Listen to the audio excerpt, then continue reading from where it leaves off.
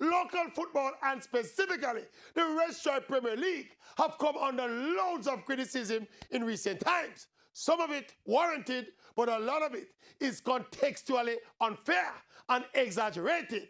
There is this notorious tendency to directly compare the rich professional football leagues of Europe with Jamaica's pauperized semi-pro kickabout. The fact of the matter is that everything about the Red Stripe Premier League must be compared and analyzed contextually.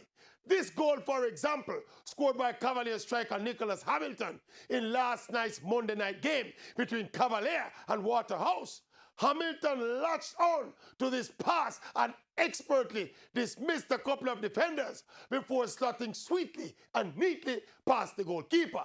Now, this is a big goal in any language, in any league, and in any jurisdiction. But contextually, in far from perfect conditions, on a bumpy surface, not the brightest of lights, the poise, the composure, the skill on display was absolutely top draw.